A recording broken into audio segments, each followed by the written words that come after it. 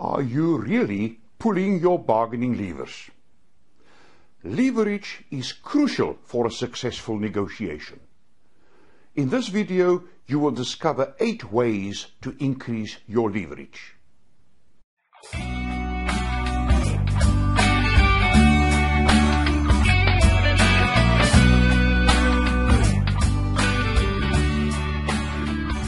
Hello, I'm Henk Botha, the negotiation advocate.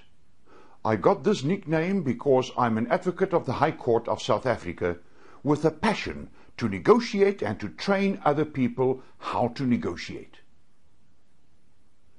How can you increase your leverage? First, identify it. Second, identify it. And most importantly, number 3, identify it. These are the first 3 ways to increase your leverage. Be aware of it.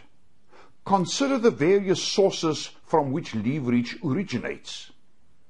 Recognize how you can use your leverage in various negotiating situations. You will find that you are seldom without leverage.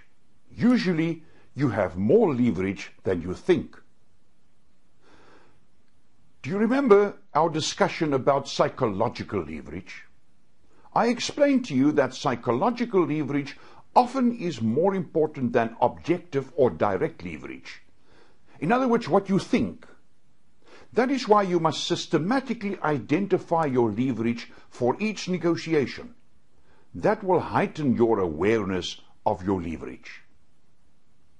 In addition, bear in mind that you sometimes do not even have to pull a bargaining lever. Your counterpart's awareness of your leverage and your perceived willingness to use it may often be enough.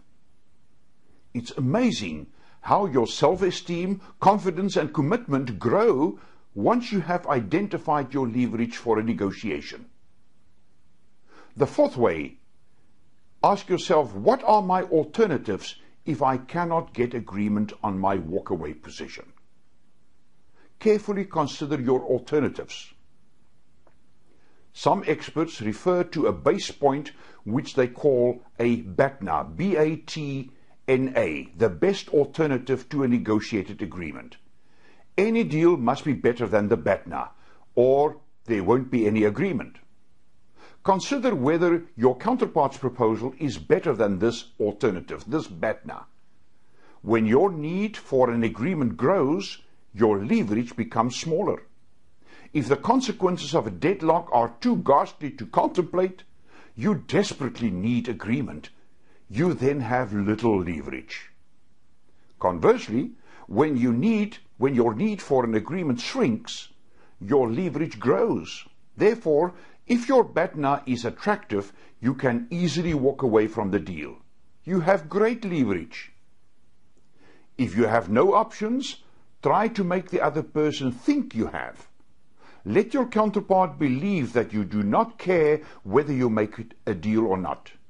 Use psychological leverage.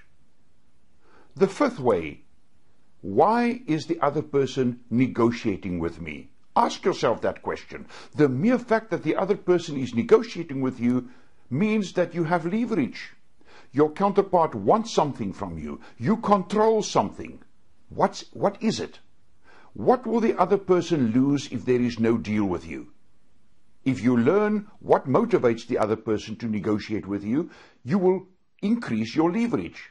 Then pull your negotiating levers to move your counterpart towards your proposals. The 6th way is to ask yourself, what are the limits of the other person's leverage? We often tend to concern ourselves with the limits of our own leverage. Assess the limits of your counterpart's leverage. Leverage is relative. Usually both sides have power. Since psychological leverage plays an enormous role in negotiation, you must consider the limits of your opponent's leverage. Try to get inside your counterpart's head. Imagine that you are in his or her position. What limits to your leverage will you then experience?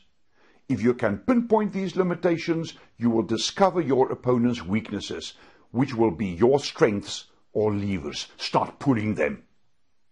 Number 7, ask yourself, what new action can I take to increase my leverage? Again, check the sources of leverage and ask yourself what else you can do to increase your leverage. You might have overlooked some hidden sources of leverage.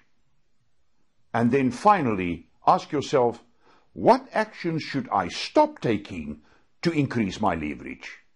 Consider your actions and behaviors to this point. Your actions might have shown your eagerness to make a deal.